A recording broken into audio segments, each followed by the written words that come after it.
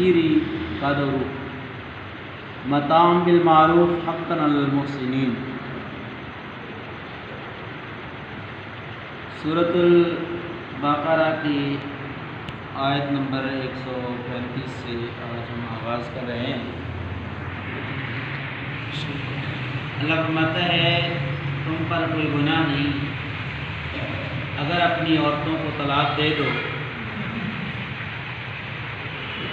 ما لم تمسوہن کہ تم نے انہیں چھوا نہ ہو، یعنی چھونے سے پہلے او تفرضوا لہن فریضہ، اور حق میں ان کا مقرر کر دیا ہو، اس صورت میں انہیں ومتعوہن علی الموسیع، ومتعوہن ان کو کچھ فائدہ دو، علی الموسیع قدرہ جو وسعت رکھنے والا ہے، تنگ دست نہیں ہے، اس پر اس کی طاقت کے مطابق ہے، اور جو تنگ دست ہے اس پر اس کی طاقت کے مطابق ہے۔ متاع بالمعروف اچھے طریقے سے اپنی طاقت کے مطابق دینا، حقا علی المحسنین احسان کرنے والوں پر لازم ہے۔ وَإِن طَلَّقْتُمُوهُنَّ مِن قَبْلِ أَن تَمَسُّوهُنَّ، اور اگر تم طلاق دو اپنی عورتوں کو چھونے سے پہلے، وَقَدْ فَرَضْتُمْ لَهُنَّ فَرِيضَةً، اور تم ان کے حق مہر کو مقرر کر چکے ہو، فَنِصْفُ مَا فَرَضْتُمْ، تو تمہارے اوپر ہے جو تم نے فرض کیا ہے اس کا نصف، إِلَّا أَن يَعْفُونَ، مگر یہ کہ وہ معاف کر دیں، اور يَعْفُ بِالَّذِي بِيَدِهِ عُقْدَةُ النِّكَاحِ، یا وہ شخص معاف کر دے جس کے ہاتھ میں نکاح کی گرا ہے۔ وَأَن تَعْفُوا أَقْرَبُ لِلتَّقْوَىٰ، اور اگر تم معاف کرو تو یہ تقویٰ کے زیادہ قریب ہے، درگزر کرو تو تقویٰ کے زیادہ قریب ہے۔ وَلَا تَنْسَوْا الْفَضْلَ بَيْنَكُمْ، اور آپس میں فیاضی کے معاملات کو مت بھولو۔ إِنَّ اللَّهَ بِمَا تَعْمَلُونَ بَصِيرٌ، بے شک اللہ دیکھ رہا ہے جو تم کرتے ہو، دیکھتا ہے جو تم کرتے ہو۔ حافظوا علی الصلاوات والصلاۃ الوسطیٰ، اپنی نمازوں کی حفاظت کرو اور صلاۃ وسطیٰ کی۔ وقوموا للہ قانتین، اور اللہ ہی کے فرما بردار بندے بن کر اس کے سامنے کھڑے ہو جاؤ۔ فَإِن خِفْتُمْ، اگر تمہیں کوئی خوف یا ڈر ہے، فرجالاً، تو پیدل چلتے ہوئے، اور رکبان یا سواری پر نماز پڑھو۔ فَإِذَا أَمِنْتُمْ فَاذْكُرُوا اللَّهَ كَمَا عَلَّمَكُم مَّا لَمْ تَكُونُوا تَعْلَمُونَ، اور جب تم امن والے بن جاؤ، جب حالات معمول پر آ جائیں، تو بس اللہ کو یاد کرو اس طرح جس طرح اس نے تمہیں سکھایا ہے اور جو تم اس سے پہلے نہیں جانتے تھے۔ وَالَّذِينَ يَتَوَفَّوْنَ مِنْكُمْ وَيَذَرُونَ أَزْوَاجًا، اور وہ لوگ جو فوت ہو جائیں اور چھوڑ جائیں اپنے پیچھے بیویاں، وصیۃ لازواجہم، تو وہ اپنی بیویوں کے بارے میں وصیت کر جائیں، متاعاً، کچھ خرچے کی، الی الحول، سال تک، غیر اخراج، نکالنے کے بغیر، انہیں گھروں سے نکالنے کے بغیر 1 سال تک خرچہ دینے کی اپنے وارثوں کو وصیت کر کے جائیں۔ فَإِنْ خَرَجْنَا فَلَا جُنَاحَ عَلَيْكُمْ فِيمَا فَعَلْنَ فِي أَنفُسِهِنَّ مِن مَّعْرُوفٍ، بس اگر وہ خود نکل جاتی ہیں تو تم پر کوئی گناہ نہیں، وہ اپنے نفسوں کے بارے میں جو اچھا کرنا چاہتی ہیں انہیں اختیار ہے۔ واللہ عزیز حکیم، اللہ زبردست حکمت والا ہے۔ وَلِلْمُطَلَّقَاتِ مَتَاعٌ بِالْمَعْرُوفِ، اور طلاق یافتہ عورتوں کے لیے متاع، فائدہ، معروف، اچھے طریقے سے، حقاً علی المتقین، متقین، خوف رکھنے والے، تقوی والے، ان پر یہ حق ہے۔ کذالک یبین اللہ لکم آیاتہ، اسی طرح اللہ اپنی آیات بیان کرتا ہے تمہارے لیے، لعلکم تعقلون، شاید کہ تم سمجھ بوجھ سے کام کرو۔ یہ آج کی حضرات گرامی قدر آیات تھی جن کا ترجمہ میں نے مختصر آپ کے سامنے پیش کیا ہے۔ آج کی آیات میں ان کی کچھ خاص نکات جو ہے وہ بیان نہیں ہوئے،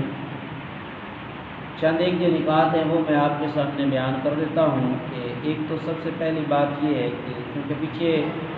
عورتوں کے حوالے سے طلاق کے مسائل چل رہے تھے، تو یہاں بھی اسی کا آغاز ہے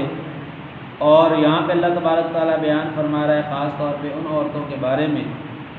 کہ جن کو تم طلاق دے دو اور ان سے مجامعت، مباشرت، صحبت صحیحہ نہ ہوئی ہو،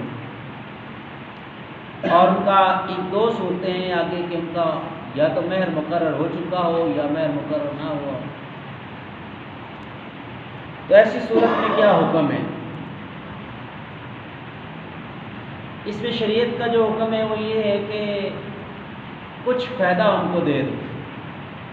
مطلب کچھ کپڑے وغیرہ، کچھ مال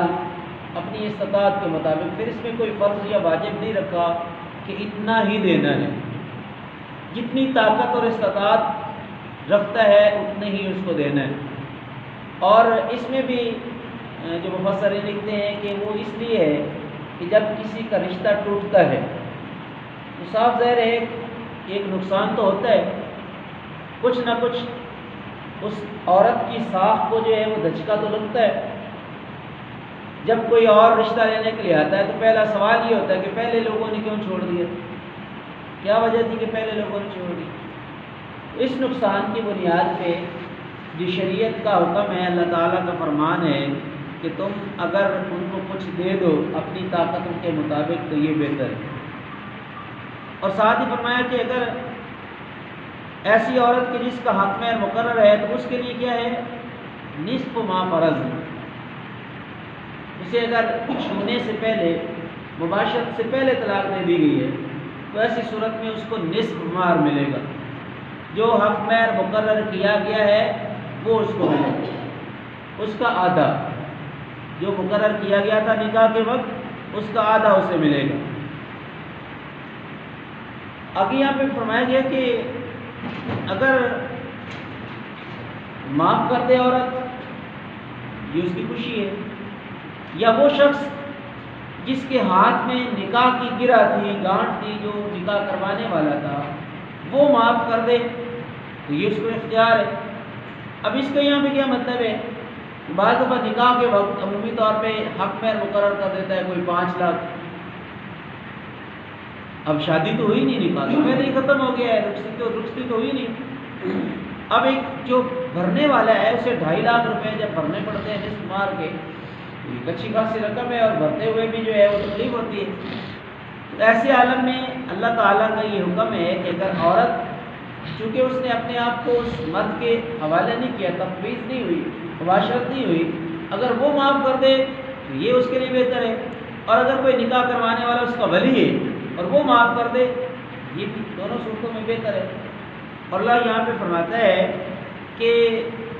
اگر معاف کر دے تو یہ تقویٰ کے زیادہ قریب ہے، معاف کر دے تو یہ تقویٰ کے زیادہ قریب ہے۔ اور ساتھ ہی اللہ تعالیٰ فرماتا ہے کہ اس بات کو نہ بھولو کہ آپس میں سخاوت سے، فیاضی سے کام ہو۔ اگر کوئی استطاعت اور طاقت رکھتا ہے، جو اس نے دھچکا، جو نقصان پہنچایا ہے، جو صاف خراب کی ہے، اس کی بنیاد پر اسے دینا چاہیے۔ اگلا حکم دیکھیں، درمیان میں یہ آگے ہے حافظوا علی الصلوات، اپنی نمازوں کی حفاظت کرو۔ جہاں تک آقا نامدار صلی اللہ علیہ وسلم کی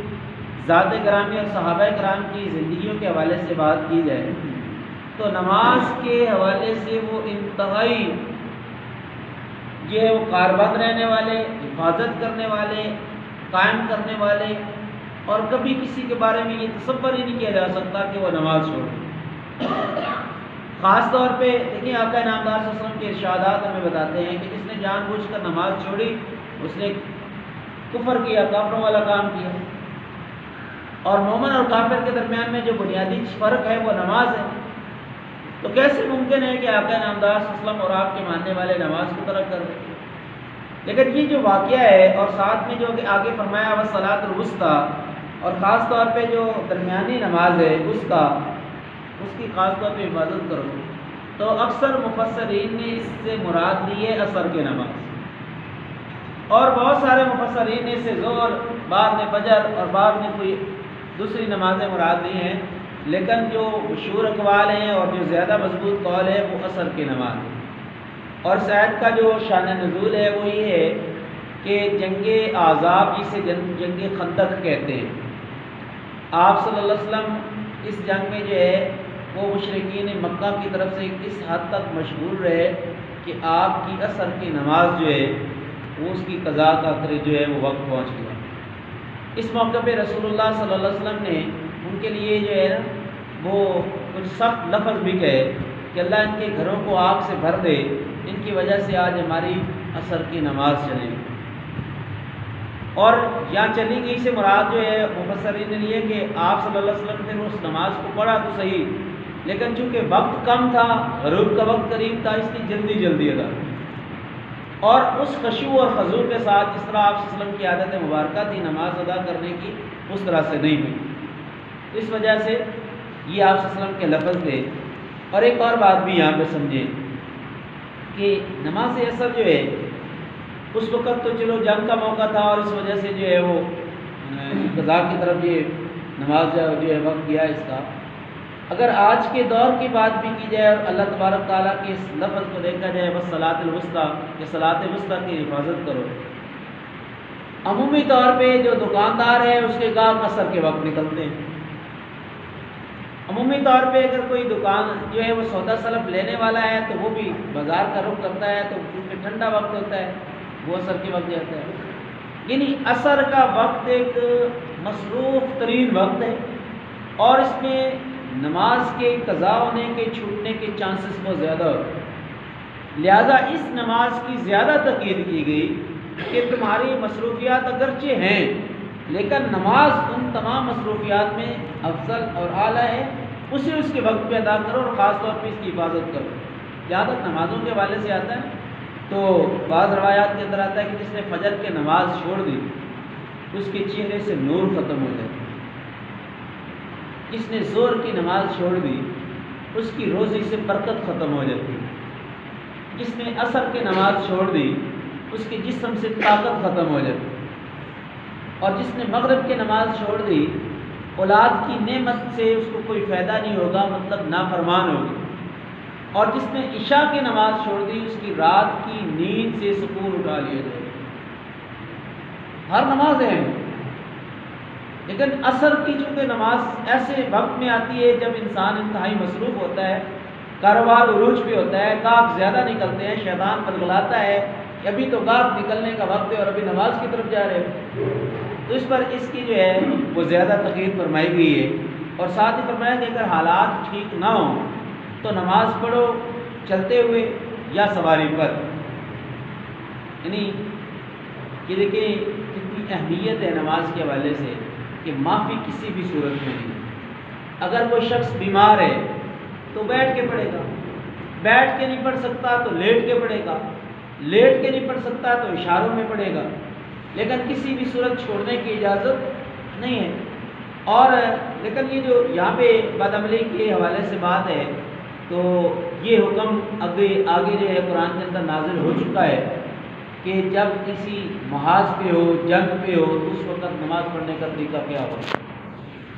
اس کا طریقہ کار یہ ہوگا کہ ایک امام مقرر کیا جائے اور لشکر کو 2 حصوں میں تقسیم کیا جائے۔ لشکر کا ایک حصہ جو ہے وہ پہرا دے گا، دشمن کا مقابلہ کرے گا، اور دوسرا گروہ جو ہے وہ امام کے پیچھے 2 رکعت نماز پڑھے گا۔ جب اس کی 2 رکعتیں ہو جائیں گی تو یہ اٹھے گا اور واپس جا کے دشمن کے سامنے کھڑا ہو جائے گا، اور جو دشمن کے سامنے 2 کھڑے ہیں وہ واپس آئیں گے اور امام کے ساتھ اگلی 2 رکعتیں نماز پڑھیں گے۔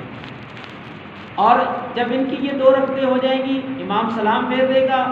یہ واپس چلے جائیں گے، اور جن کی 2 رہتی تھی یہ واپس آ کے امام کے بغیر اپنی 2 رکعتیں دہرائیں گے، ٹھیک اسی طرح جیسے ہماری 2 رکعتیں جو ہے وہ رہ جاتی ہیں۔ جب یہ پوری کر لیں گے تو پھر دوسرا گروہ آئے گا اور اپنی رہنے والی 2 رکعتیں جو ہے ان کو پورا کرے گا، یا 1 رکعت جو ہے اس کو پورا کرے گا۔ اس طرح سے نماز کو ادا کیا جائے گا، لیکن حالت جنگ میں بھی نماز کی معافی نہیں ہے، بتانا یہ۔ اس کے بعد فرمایا کہ وہ لوگ جو فوت ہو جائیں اور چھوڑ جائیں اپنے پیچھے بیویاں،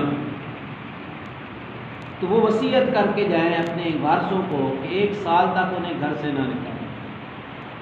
یہ جو حکم ہے یہ سورۃ نساء کے اندر اللہ تبارک تعالیٰ نے اس حکم کو تبدیل کر دیا۔ یہ آیت اس وقت نازل ہوئی جب عورتوں کو وصیت کے بارے، عورتوں کی جو ہے وہ وراثت کا حق جو ہے یا وراثت میں حصے کا جو قانون ہے وہ ابھی نازل نہیں ہوا۔ جب وراثت کا قانون نازل ہو گیا، اب یہ آیات جو ہیں ان کا حکم منسوخ ہو گیا۔ اب کیا ہے، جب شوہر فوت ہوتا ہے تو عورت کا جو حصہ ہے وہ مقرر ہے، طے شدہ حصے کے مطابق اسے وہ حصہ دینا پڑے گا۔ جو وارثان ہیں، عورت کا جو طے شدہ حصہ ہے وہ اس کو دینا پڑے گا۔ اب اگر اولاد ہے تو صاف ظاہر ہے کہ ہمارا معاشرہ، خاص طور پہ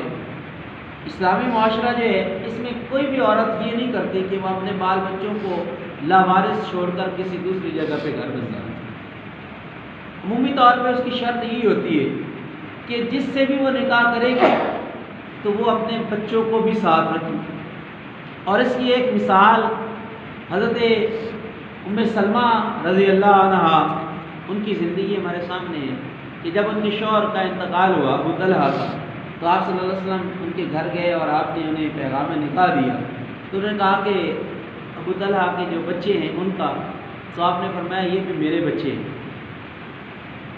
یعنی ایک تو آپ صلی اللہ علیہ وسلم کا جو مقصد تھا وہ یتیموں کے سر پہ ہاتھ رکھنا تھا، دوسرا ہمیں ایک دستور اور آئین بھی دیا کہ جب کوئی عورت جو ہے اولاد والی ہے تو عمومی طور پہ اگر وہ نکاح کرنا چاہتی ہے تو اس کو حق ہے۔ یہ نہیں کہہ سکتا کوئی کہ 4 بچے ہیں 5 بچے ہیں اور اب آگے نکاح کرنا چاہتی ہے، اس کو اختیار ہے، نکاح وہ کر سکتی ہے، کوئی اس کو روک ٹوک نہیں ہے شرعی لحاظ سے۔ اگر بچوں کے حوالے سے بھی بات کی جائے تو بچوں کے حقدار تو ان کے وارثان ہیں، وارث ہیں۔ اگر وہ وارث چچا تایا لینا چاہیں نا وہ بچے عورت سے، تو